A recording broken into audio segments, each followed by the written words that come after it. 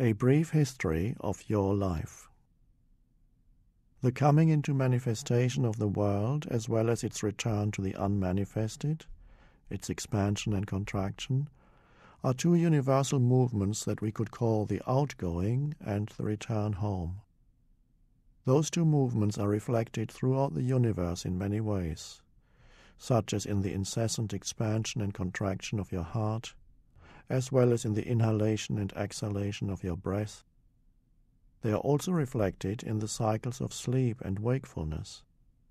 Each night, without knowing it, you return to the unmanifested source of all life when you enter the stage of deep dreamless sleep, and then re-emerge again in the morning, replenished.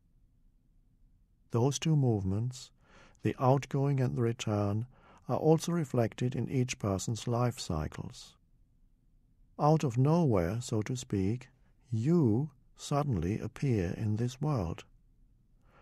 Birth is followed by expansion. There is not only physical growth, but also growth of knowledge, activities, possessions, experiences. Your sphere of influence expands and life becomes increasingly complex. This is a time when you are mainly concerned with finding or pursuing your outer purpose. Usually there is also a corresponding growth of the ego, which is identification with all the above things, and so your form identity becomes more and more defined. This is also the time when outer purpose, growth, tends to become usurped by the ego, which, unlike nature, does not know when to stop in its pursuit of expansion and has a voracious appetite for more. And then, just when you thought you made it or that you belong here, the return movement begins. Perhaps people close to you begin to die, people who were a part of your world. Then your physical form weakens, your sphere of influence shrinks. Instead of becoming more, you now become less, and the ego reacts to this with increasing anxiety or depression. Your world is beginning to contract, and you may find you are not in control anymore. Instead of acting upon life, life now acts upon you by slowly reducing your world. The consciousness that identified with form is now experiencing the sunset, the dissolution of form. And then one day, you too disappear. Your armchair is still there, but instead of you sitting in it, there's just an empty space. You went back to where you came from just a few years ago. Each person's life, each life form in fact, represents a world, a unique way in which the universe experiences itself. And when your form dissolves, a world comes to an end, one of countless worlds. Awakening and the return movement.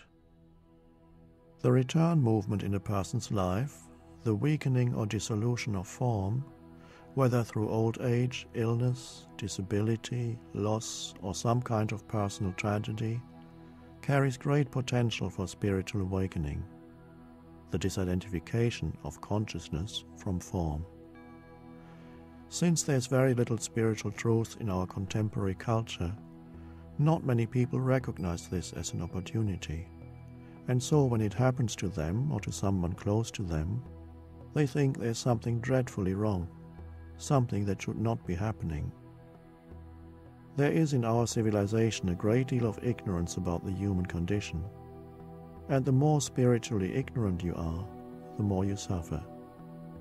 For many people, particularly in the West, death is no more than an abstract concept, and so they have no idea what happens to the human form when it approaches dissolution. Most decrepit and old people are shut away in nursing homes. Dead bodies, which in some older cultures are on open display for all to see, are hidden away. Try to see a dead body, and you will find that it is virtually illegal, except if the deceased is a close family member. In funeral homes, they even apply makeup to the face. you're only allowed to see a sanitized version of death. Since death is only an abstract concept to them, most people are totally unprepared for the dissolution of form that awaits them. When it approaches, there's shock, incomprehension, despair, and great fear. Nothing makes sense anymore, because all the meaning and purpose that life had for them was associated with accumulating, succeeding, building, protecting, and sense gratification. It was associated with the outward movement and identification with form, that is to say, ego. Most people cannot conceive of any meaning when their life, their world, is being demolished. And yet, potentially, there's even deeper meaning here than in the outward movement. It is precisely through the onset of old age, through loss or personal tragedy, that the spiritual dimension would traditionally come into people's lives. This is to say, their inner purpose would emerge only as their outer purpose collapsed and the shell of the ego would begin to crack open. Such events represent the beginning of the return movement towards the dissolution of form. In most ancient cultures, there must have been an intuitive understanding of this process, which is why old people were respected and revered. They were the repositories of wisdom and provided the dimension of depth without which no civilization can survive for long. In our civilization, which is totally identified with the outer and ignorant of the inner dimension of spirit, the word old has mainly negative connotations. It equals useless, and so we regard it as almost an insult to refer to someone as old. To avoid the word, we use euphemisms such as elderly and senior. The First Nations grandmother is a figure of great dignity. Today's granny is at best cute. Why is old considered useless? Because in old age, the emphasis shifts from doing to being, and our civilization, which is lost in doing, knows nothing of being. It asks, being? What do you do with it? In some people, the outward movement of growth and expansion gets severely disrupted by a seemingly premature onset of the return movement, the dissolving of form. In some cases, it is a temporary disruption, in others a permanent one. We believe that a young child should not have to face death. But the fact is that some children do have to face the death of one or both parents through illness or accident, or even the possibility of their own death. Some children are born with disabilities that severely restrict the natural expansion of their lives. Or some severe limitation comes into a person's life at a relatively young age. The disruption of the outward movement at a time when it is not meant to be happening can also potentially bring forth an early spiritual awakening in a person. Ultimately, nothing happens that is not meant to happen, which is to say, nothing happens that is not part of the greater whole and its purpose. Thus, destruction or disruption of outer purpose can lead to finding your inner purpose and subsequently the arising of a deeper outer purpose that is aligned with the inner. Children who have suffered greatly often grow into young adults who are mature beyond their years.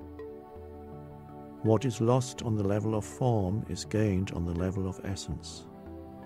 In the traditional figure of the blind seer or the wounded healer of ancient cultures and legend, some great loss or disability on the level of form has become an opening into spirit. When you've had a direct experience of the unstable nature of all forms, you will likely never overvalue form again, and thus lose yourself by blindly pursuing it or attaching yourself to it. The opportunity that the dissolution of form, and in particular old age, represents is only just beginning to be recognized in our contemporary culture. In the majority of people, that opportunity is still tragically missed, because the ego identifies with the return movement just as it identified with the outward movement. This results in a hardening of the egoic shell, a contraction rather than an opening.